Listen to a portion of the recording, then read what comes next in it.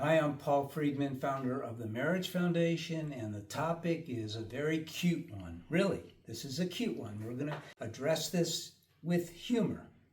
Will my husband ever understand me?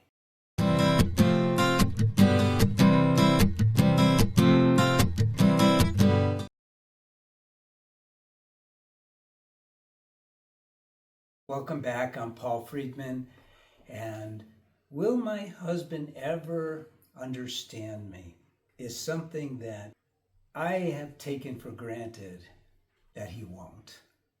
And I can back this up. Now, I used to be a divorce mediator, and in 2001, there was a big change, and I became a marriage saver. So from then, I started working with individuals, mostly also couples, to help them save their marriage. Very successful. In fact, my friends, the psychologists, the couples counselors who used to send me business, were now sending me the cases that they couldn't help themselves. So they would send them to me.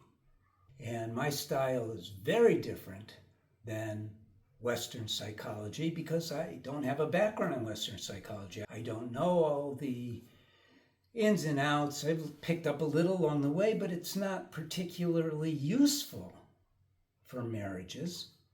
And I taught many of those who were sending me business the teachings that I discovered, and they become much more successful.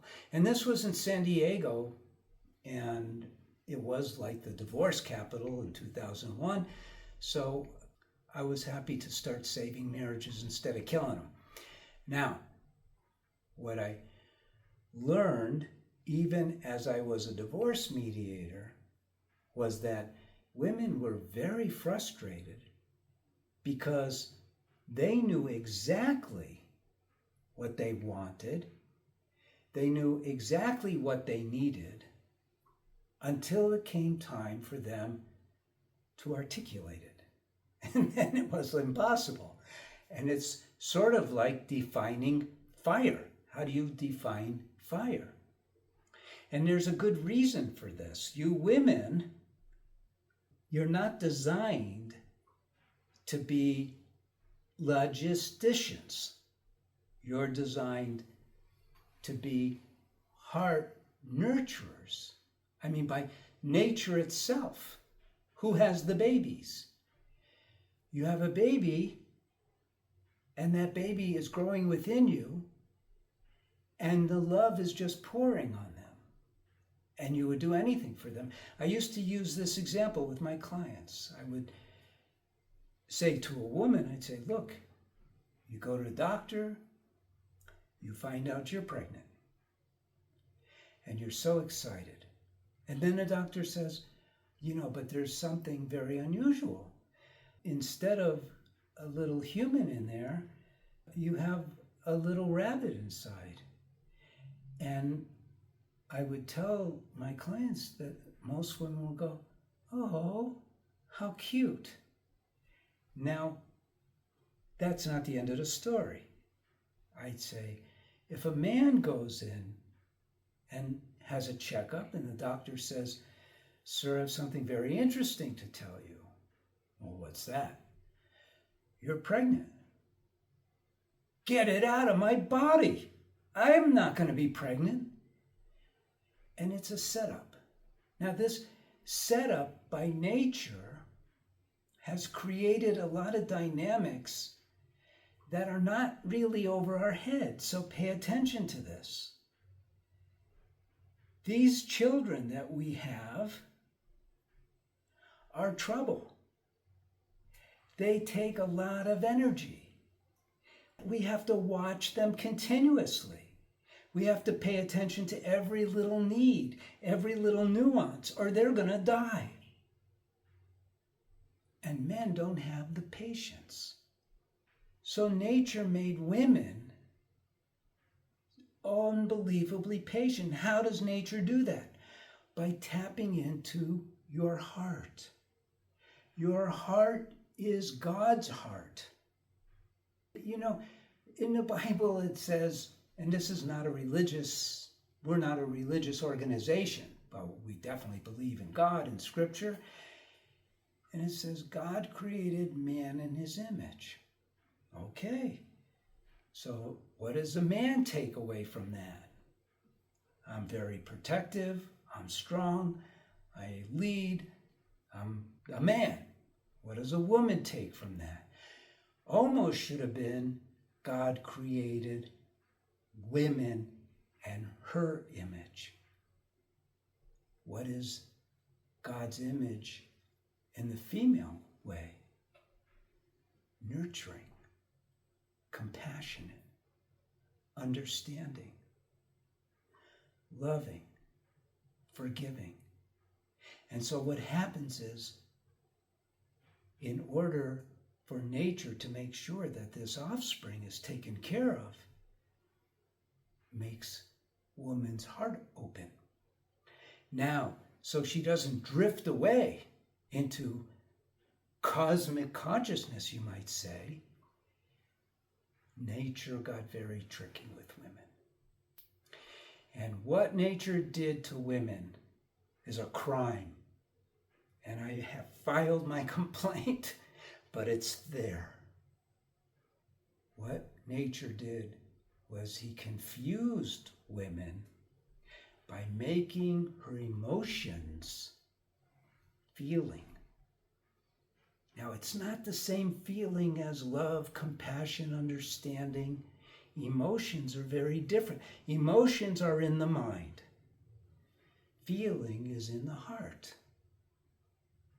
Understanding is in the mind, but it's really in the heart because it encompasses so much. And so you women